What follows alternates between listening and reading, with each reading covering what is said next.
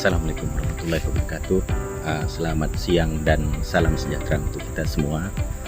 Hari ini kita ingin sharing ataupun kita ingin bertanya-tanya tentang bagaimana budidaya lebah kelulut atau itama. Madu lebah kelulut ini sangat bermanfaat untuk kesehatan dan ini bisa menjadi nilai tambah untuk perekonomian keluarga kita. Ini bisa menjadi penghasilan tambahan ya. Hari ini kita akan sharing, kita akan banyak bertanya kepada Mas Dawir dari SP1 Pandan Sintang. Beliau memang sudah sangat berpengalaman di bidang budidaya lebah madu kelulut ini. Jadi kita akan tanya-tanya gimana sih cara kita pecah koloni ataupun budidaya dari lebah kelulut tersebut. Oke, kita langsung saja tanya-tanya aja ke beliau. Cekidot. Karena pakan lebah ini kan harus ada nektar, harus ada polen. Gini Mas, ini kan kemungkinan nih kita kan punya niat untuk mengembangkan budidaya lebah kelulut ini Mas. Kami berharap, saya mewakili ibu-ibu ini, saya rasa kami punya semangat yang sama ingin mengembangkan ini. Kemudian kami punya rencana seperti apa yang saya ceritakan pagi tadi. Kalau kita berhasil memecahkan koloni ini, saya rencananya pengen ibu-ibu ini membawa pulang ke rumah masing-masing supaya di situ juga mereka bisa belajar Mas. Amin, semoga terlaksana. Pertanyaannya Mas, sebaiknya kita meletakkan di dekat rumah kita itu di posisi di mana? Apakah harus jauh dari rumah, ataupun kalau kita punya tanaman yang udah agak rimbun yang berbunga seperti jambu air ataupun tanaman lainnya, rambutan atau apa yang berbunga lah istilah musiman, apa di situ lebih baik atau gimana modelnya Mas? Untuk penempatan sarang kelulut ini sebetulnya cukup mudah. Cukup kita letakkan di tempat yang rimbun, usahakan jangan sampai terkena matahari karena udaranya ini kan panas di dalam sini. Karena dia lubang udara kan hanya satu. Ini kan rapat nanti, kalau terlalu panas kan menguap di dalam. Jadi menyebabkan lebah bisa kabur.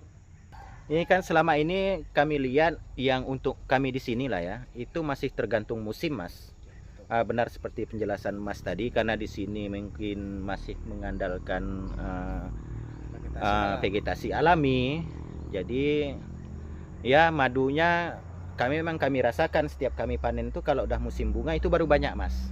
Hanya cukup aja. Nah, pertanyaannya sekarang, kami pernah mengalami Mas panen madu kelulut itu ternyata setiap kami panen itu beda-beda warna, rasa, dan teksturnya Mas.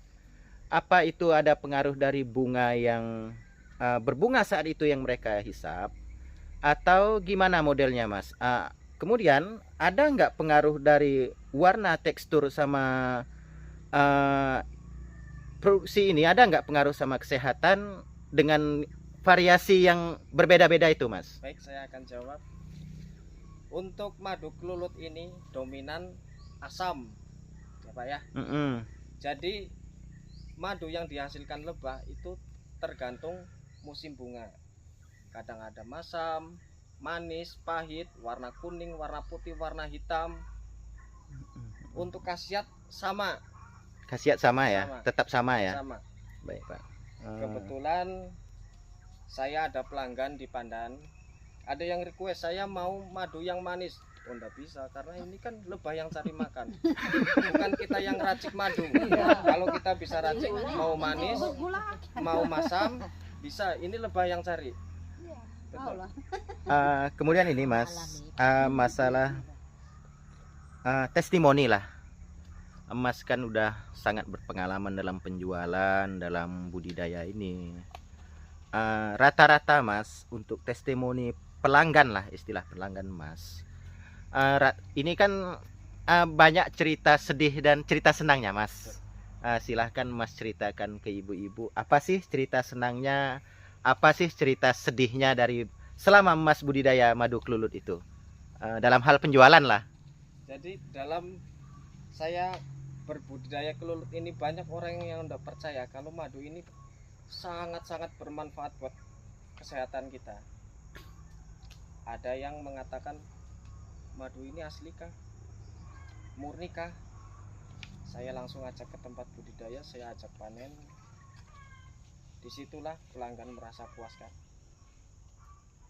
Senangnya saya ketika madu saya banyak dicari, sedihnya saya dengar orang yang cari madu untuk obat,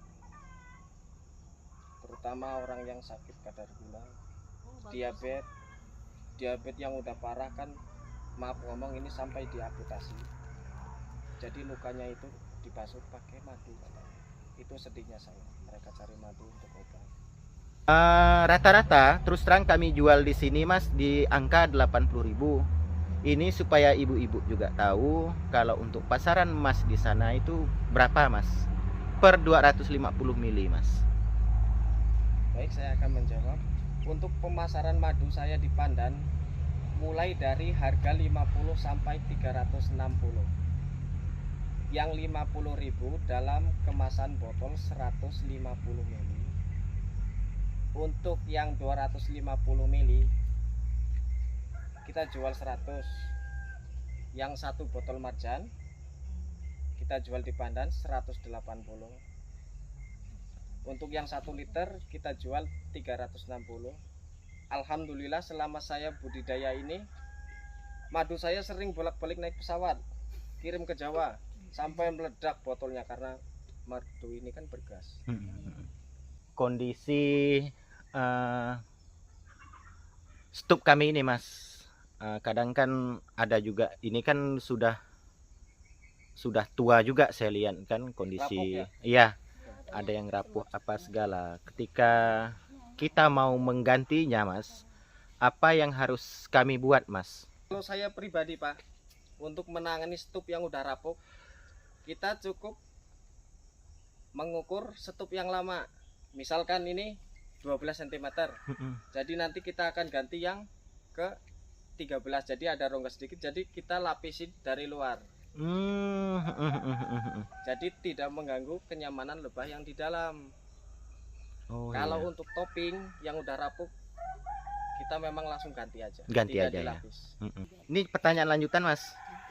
Untuk pemindahannya nih Mas, apa sebaiknya kita lakukan? Ada jam-jam tertentu ketika kita pengen, ini udah berhasil nih misalnya pecah koloni nih, saya pengen ibu ini bawa pulang ke rumah nih, stupnya ini Ya. apa posisinya, harus pagi hari ataupun gimana modelnya Mas? Kalau saya pribadi usahakan malam Ya. malam Kena pulang. kita pindah malam, usahakan corong keluar masuk kita tutup pakai yang ada jaringnya supaya bisa bernapas. Minimal 2 hari kita tutup, karena kalau begitu sampai rumah kita bawa malam, paginya kita buka yang ada, lebah pekerja ini pulang ke tempat semula. Minimal 2 hari 2 malam berada di sini, betul. Jangan dibuka Mas ya. Jangan Itu dibuka. biasanya ditutup pakai apa itu Mas? Kalau saya pribadi pakai jaring yang untuk plafon itu Pak. Oh, yang penting udara tetap ada betul, keluar masuk betul. seperti itu ya. Jangan sampai betul-betul rapat. Karena Kalau untuk pemindahan sarang, jika Bapak ingin menambah vegetasi, sebaiknya sarang ini tidak perlu dipindah karena bisa membuat si lebah ini stres. Menurut pengalaman saya yang saya alami ini Pak, lebah kelulut ini bisa mencapai 1 kilometer mencari makan. Jadi misal Bapak ingin tanam vegetasi di ada tanah kosong, berjarak mungkin 2-300 meter, itu tidak berpengaruh, si lebah pasti akan mengejar. Dia tahu Makanya, rumah sendiri ya. Kita kalau mau pecah koloni, corong itu kita ambil, kita taruh di stup yang baru. Supaya apa? Supaya si lebah itu tidak merasa asing dengan stup yang baru, dengan aroma corong yang itu lama. Ini juga ada pengalaman kawan-kawan yang pernah membawa kelulut dari hutan, itu jarang berhasil Mas. eh, apa sih pengaruh terbesar kok mereka bawa dari hutan itu kok nggak bisa bertahan lama seperti itu, Mas? Penyebab yang pertama pasti si orang itu bawa waktu siang hari. Jadi usahakan malam. Kalau kita dapat di hutan, Mm-mm. kita eksekusi, kita potong, kita tutup atasnya kan udah kita Mm-mm. potong. Mm-mm. Pastikan berlubang atasnya kita tutup. Kita akan eksekusi malam baru kita bawa pulang. Otomatis lebah yang di luar mencari makan udah pulang ke sarangnya. Mm-mm. Tapi kalau kita bawa pulang siang hari, otomatis si lebah pekerja itu kan masih di luar sana mencari makan. Itu yang menyebabkan punah, tidak berhasil, atau hanya bertahan mungkin beberapa bulan dan setelah itu akan punah. Itu berapa bulan tuh Mas setelah itu tuh bisa dibawa? Misalkan udah pecah koloninya nih. Ya. Itu misalnya ibu ada membawa pulang ke rumah nanti berapa bulan? Itu setelah kita pecah, kita akan pastikan lagi setelah 2 minggu setelah pecah koloni. Kita pastikan kalau ada sel telur baru menandakan koloni berhasil, karena si telur calon ratu ini berhasil menetas dan menghasilkan telur yang baru, lebah pekerja. Sebaiknya Mas yang dibawa pulang itu apa yang baru kita pecah ataupun koloni lama yang masih bertahan di situ, Mas? Sebetulnya itu tidak masalah, Pak. Mau kita bawa yang hasil split atau induk yang lama, asal benar-benar koloni yang hasil pecah ini betul-betul sudah mapan. Sudah mapan dalam arti corong basah, aktif keluar masuk, terdapatnya telur-telur baru. Kalau untuk topping sendiri, kotak yang di atas, ukuran yang ideal itu 35 kali 40 atau selebar papan kali 40. Papan kan ada yang 30, ada yang 15, ada yang 17. Jadi kalau 2 keping kan jadi 30, kalau yang 17 jadi 34 kan. Nah, sepanjang 35 cm. Untuk tingginya, Mas? Tingginya itu kalau saya pribadi, Pak, 10 cm, Pak. Tapi sebaiknya tutup topping di atas papan itu kita usahakan ada seng atau plastik apa, jadi si topping ini tidak kena air hujan, Pak. Iya, Itu yang menyebabkan topping berjamur, topping rapuh, sarang jadi rapuh karena air hujan ini kan tembus. Oh, ibu-ibu udah ndak sabaran, Mas. Mau langsung praktek. Bisa lah kita Mungkin ini. sekian berbagi pengalaman saya ya, Bu ya. Terima kasih. Alatnya. Jadi sebaiknya kita eksekusi ini dulu, Pak. Kita lepas ini dulu, Pak. Nah, kalau udah banyak kita coba untuk Udah banyak aduh. kan. Beres. Bibitnya Kami kan. mau tahu kalau ngitungnya itu 2 kali sebulan deh cuma ya. Kami lagi. Kita Kan biasa nutup bunga matahari itu. Iya. Sampaikan bayar. Itu Hanya kan contoh koloni yang sehat upatu. Matahari yang Ayo matahari. ibu. Terbaik di. Ya benar kan, Mas? Tahu, Ya sehat kalau macamnya deh. koloni yang sehat kan upatu. Kalau yang tidak sehat, Produksi madu stabil, corong pintu keluar masuk basah. Itu kita bisa membedakan koloni sehat dengan yang kurang aktif. Kalau koloni kurang aktif, produksi madunya sedikit, corong keluar masuk ini menyempit, mengecil, kering. Koloni yang kurang sehat atau kurang aktif, ini salah satu koloni yang super ini kalau saya bilang. Ini aktif ini. iya bisa dia. Jadi langkah awal yang harus kita lakukan, Bu, kalau mau split, kita turunkan dulu lock yang lama, kita tempatkan stop yang baru. Usahakan corong keluar masuk ini kita pasang ke stop yang baru supaya apa, Ibu? Si lebah ini tidak merasa asing dengan stop yang baru, karena ini kan aroma dia ini. Oh, udah gitu. Kemudian langkah yang kedua, kita bisa ambil telur yang baru di sini ya, Ibu ya. Kita bisa ambil beberapa bagian sel telur pekerja. Ini kan telur lebah pekerja, Bu. Kita bisa tempatkan telur yang baru ini ke stop yang kita jadikan sarang baru. Jangan lupa Ibu, kita ambil 2 atau 3 telur calon ratu ini yang akan produksi telur-telur lebah pekerja ya Ibu. Yang agak besar tuh ya. Yang mana yang telur? Telur calon ratu ini dia berbeda dari telur lebah pekerja. Ini Belum besar ya. besar. Besar putih. Usahakan hati-hati ya Ibu, jangan sampai pecah telur ratunya. Kita bisa tempatkan di sini. Tengahnya. Jangan lupa kita sediakan madu untuk cadangan makanan. Ini ya tuh deh. Ya sampai sembarangan. Jangan sampai tenak.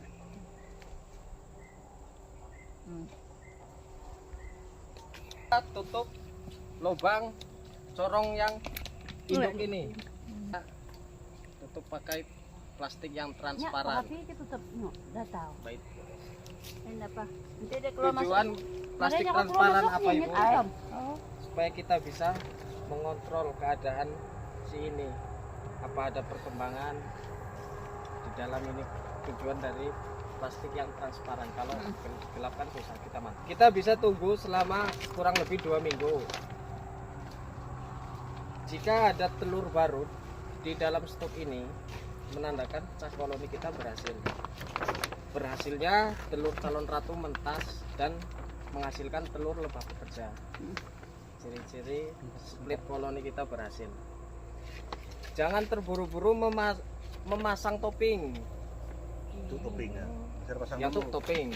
Nunggu dalam tuh udah benar-benar penuh telur, penuh madu, penuh polen, baru Nuan tahu masang topping. Kalau memaksakan pasang topping dalam stok ini masih ada ruang, itu tidak akan naik ke dalam topping si madu itu. Penuh, sudah aktif, baru tahu pasang. Ndek pernah ya, Dek. Berarti udah bisa kita tutup. Kenapa kita adakan dulu?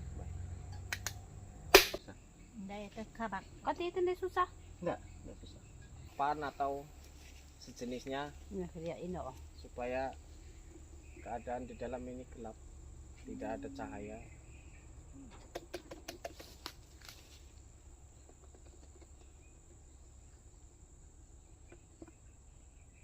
Jadi usahakan jangan sampai terkena air hujan biar stok Ngalah ini banyak macam tok kak. tetap sehat. 10-20 sahang macamnya. Ya.